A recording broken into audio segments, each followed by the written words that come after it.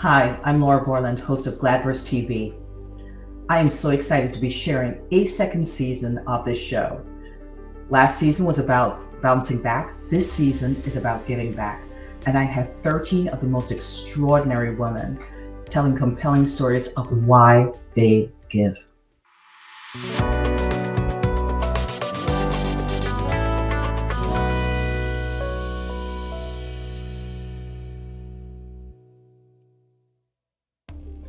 Welcome to Gladverse TV, where the silver lining is always our North Star. In this new season, we're focusing on giving back. We want to know how people are called to connect people with their passions. Amy Feind Reeves is the founder and CEO of Job Coach Amy, where she leverages her 25 plus years of experience as an executive and hiring manager to help professionals at all levels of their careers find and keep jobs that make them happy. Her corporate consulting practice focuses on career coaching for millennials and Generation Z, as well as consulting on practical approaches to implementing improved management practices. Amy also serves as a trustee of the Nature Conservancy of Massachusetts, where she supports staff development and oversees the conservation and preservation of land and water in Massachusetts.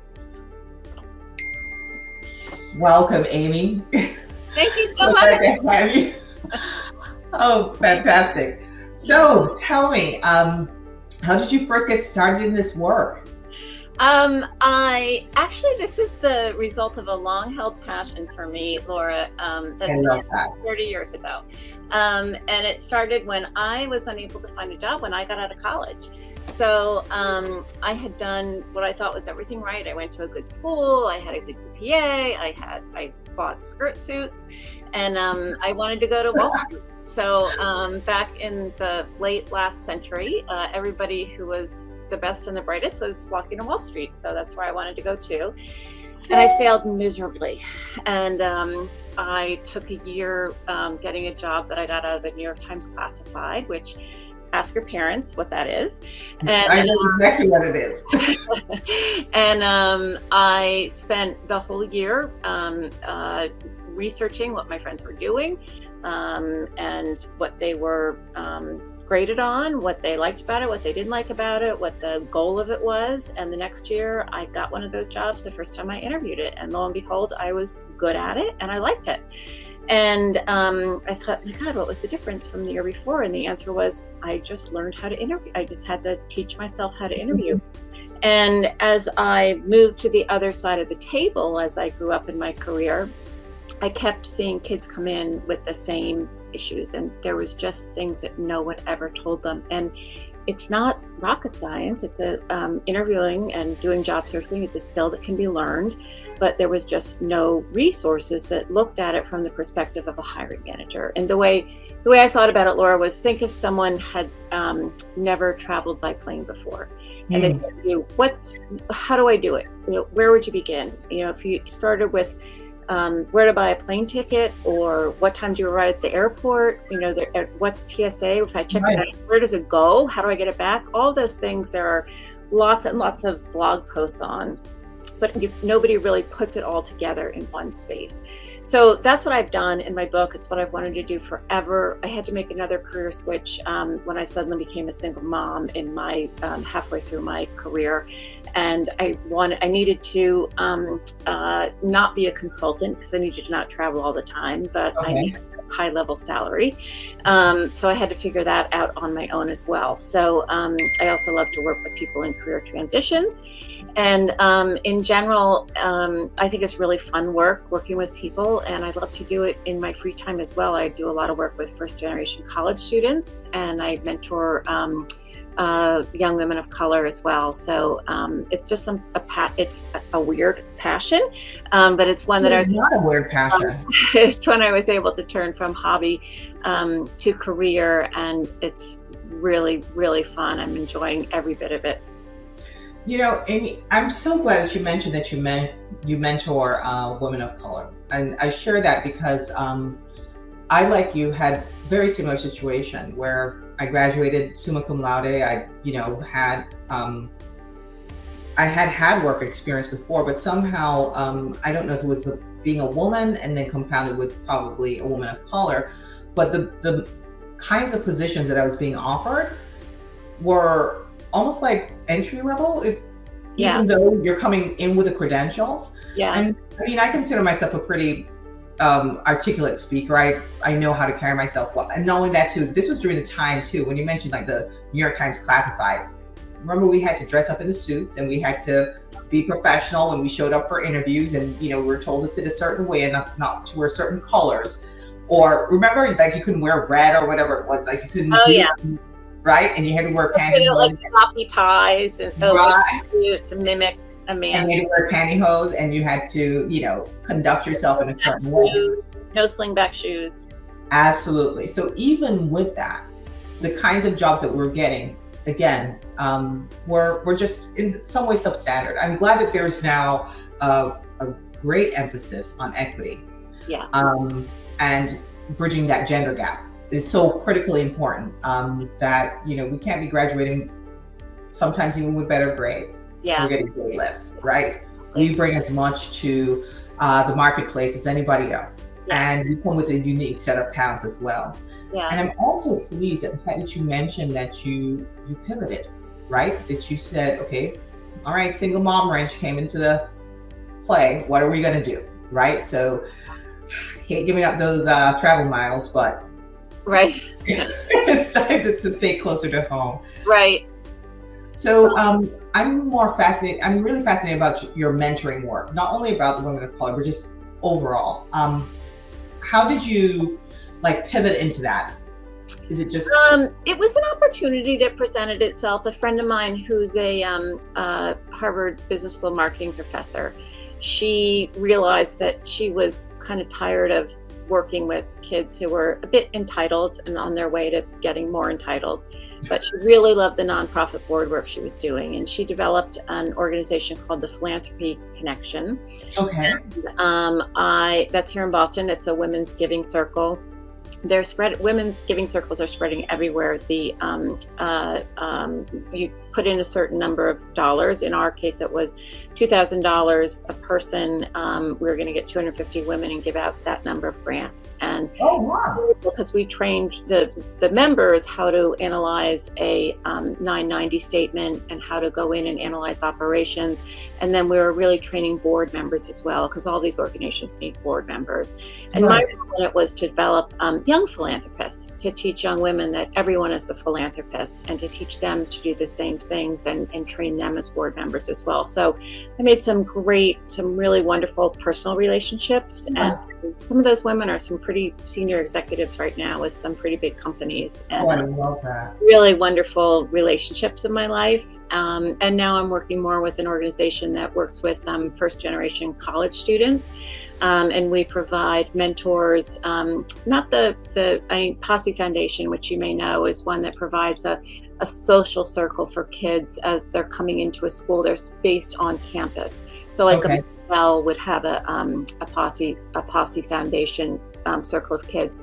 We're not based on campus, and we don't necessarily work with the best schools. Can afford to offer that. We work with kids who are going to community colleges or maybe getting associate degrees, and are not quite as stellar to be noticed, but they're getting scholarships, but they're not getting scholarships that cover, say, dorm dues or a pizza party or being able to meet at a coffee shop. So we offer peer mentors who will say things like, well, when I went to college, I learned, people knew each other from summer houses, and summer was a verb. And I was like, what does that mean exactly? And these people are, they step into a world where there's all that, and people take spring break, and, I need to go home and help my parents with their dry cleaners. That's spring break isn't a concept. And peer mentors, and then we have adult mentors who help with course selection, etc. And then we also have career mentors. So I'm developing that program for them right now, with internships and working with them on, appropriate ways to be in the office, everything from that to ways to get ahead in your career. So it's a fledgling organization, but it's really very rewarding and a great deal of fun. And to your point about women, that still very much exists. And one of the things that so frustrating to me throughout my career, and one of the things that really drives me is there's so many women that I know who in the 80s. I don't know how much it still exists today, but you probably remember the kinds of training programs where people would go in and say, look to your left, look to your right, only one of you will be here in Yes. 6 months. And, I know women who have been, doing great work all their lives and suddenly got into that kind of program, and they came out of it and sort of never really bounced back. And it's a terrible, terrible waste of talent. It's a disservice to the community, to the economy, to those individuals. And I love to work with people like that. And I self-confidence is when people ask me what I do, is that, because with the kids who feel like they don't have experience, so they can't get a job, with women who feel like they've been out of the workforce, they've been after getting bored. It's not a black box. I mean, if you're a fairly successful human, you can be a fairly successful business person. I mean, soft skills are what matter. Anything else can be taught. So, yeah, that's a really big piece of my practice and my book that I've been really happy to get out there. A lot of my message. I'm so glad that you mentioned about like helping community college kids, because I know food insecurity is a big issue for them in terms of, okay, so now we paid, $100 for each book, and, we had 4 of them, and plus, how do we commute to school? Or if they do live in the dorms, how do we manage to eat besides ramen noodles? And it's a real thing.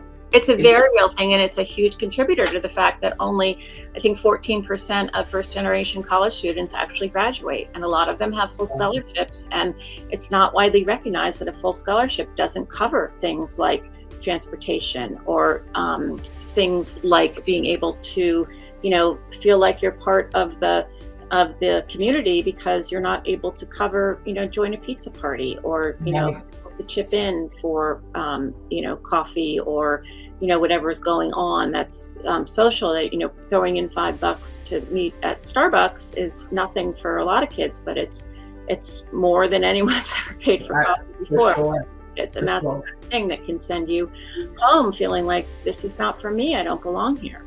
Yeah. And that sense of belonging is so critical. Absolutely. And that's true for even in the workplace too. There was a time, it's so funny, as I'm doing my doctoral program in social work, and one of the things that we've been discussing is really about this whole DEI principles, right? That diversity, equity, and inclusion, and what that looks like. And I remember sharing an experience when I was growing up, and it sounds like you were roughly around that time too, when we saw a corporate board. What did it look like? Yeah. Even the parting of the hair was like a thing, right? It was just, and what they would do is that if there was a woman on the board, chances are she was in charge of HR or training and development, right? But none of the meaningful. Sometimes legal. Yes, right. Sometimes marketing, yeah. Right, but for the most part, they weren't the CFO, right? They were not the CEO. No. And so you would see, those optics that made us feel like we could not even apply because we had no chance of getting it. Yeah. So it is really impressive to see how much strides we made, even though we recognize that we aren't quite where we need to be. Yeah. It is markedly improved over, what we would normally see in the work environment. Yeah. And I wonder, in your space, are you still seeing, besides the gender inequities, but I would speak about the gender discrimination in the sense of motherhood, and how that plays a role in terms of the upward mobility of. Right. I was just writing about this. Personally, I think it's still really hard to do it all, to have it all. I mean, the myth of the superwoman was a big deal, when I was in college. I think it's still a very big deal. I think you have to have a partner who truly is a partner. If you have a more traditional thinking partner who's not willing to help do errands, help with the cooking, help with the kids, you're all but shut out from being able to take turns staying late. I think that still most people would say someone in the partnership has to pick their their career at different points. I think there's that there was that article about, keeping 5 balls in the air, and 4 of the, family, spirit, friends, health, and career. And the only one that would bounce back, that was rubber, was career. And the other 4 can shatter their glass. I don't buy that. I don't buy that. I think it's okay to put down one of those balls for a while. And I like to think of buckets. I hate talking about balls, but especially when you talk about women.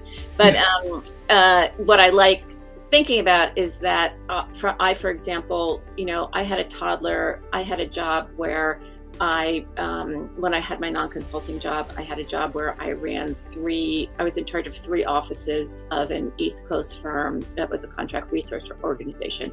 My daughter was very little. Every Wednesday night she went to sleep at her father's. Every Wednesday night I either went to our office in Bethesda or our office in Quebec.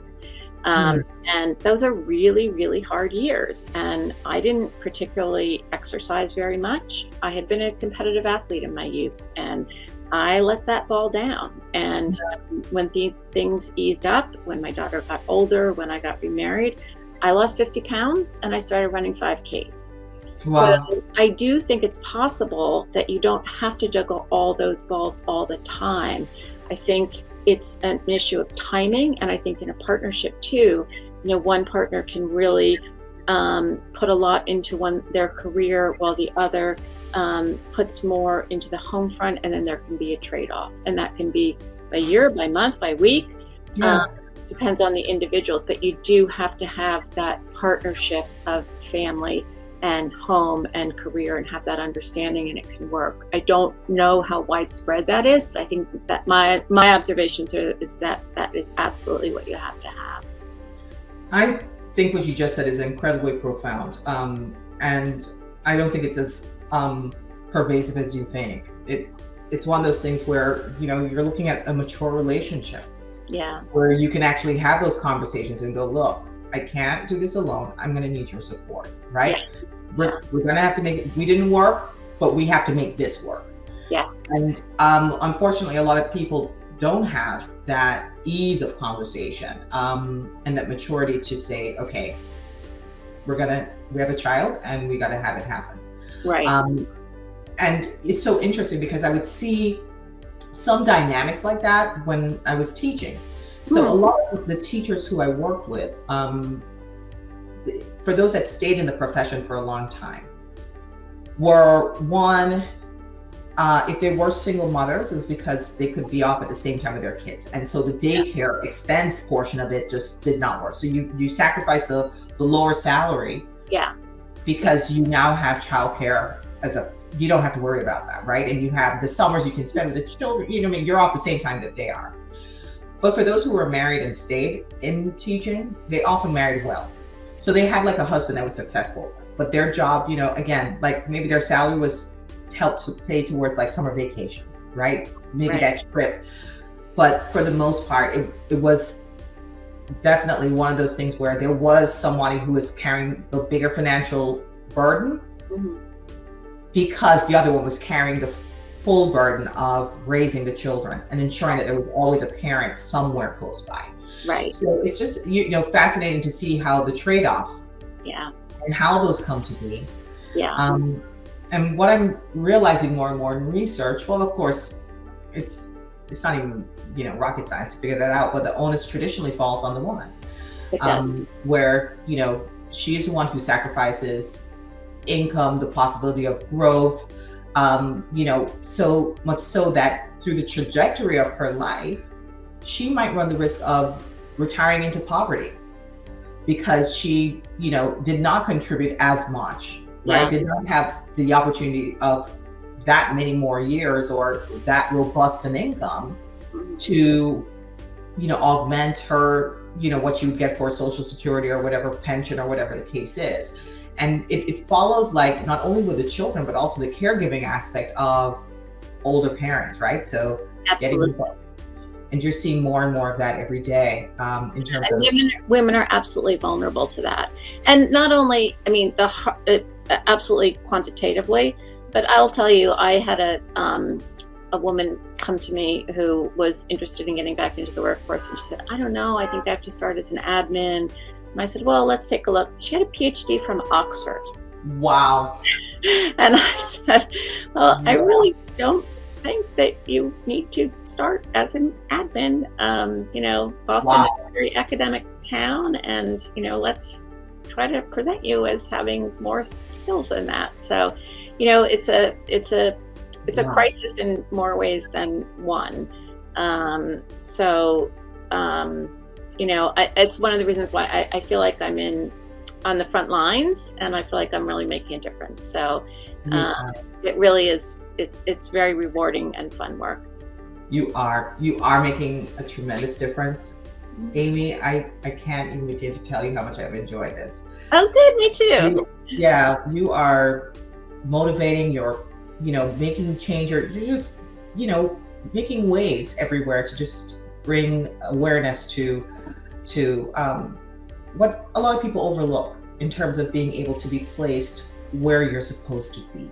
Yeah. It's a very big difference. Instead of just taking a job, that you're placed where you are meant to be, that aligns with your heart.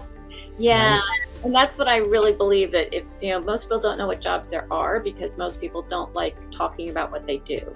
So that's a big part of what is figuring out, there's people say, if you're trying to do X, Y, and Z, there's an app for that.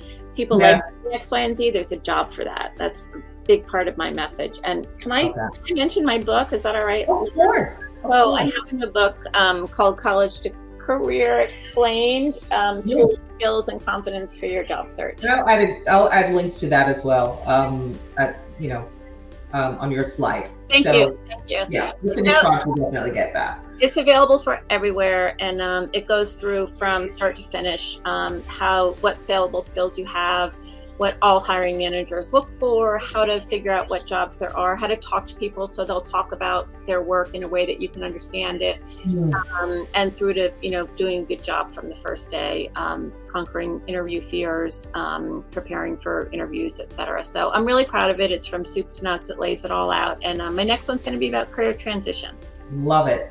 Once you start writing, you never stop. It's fun.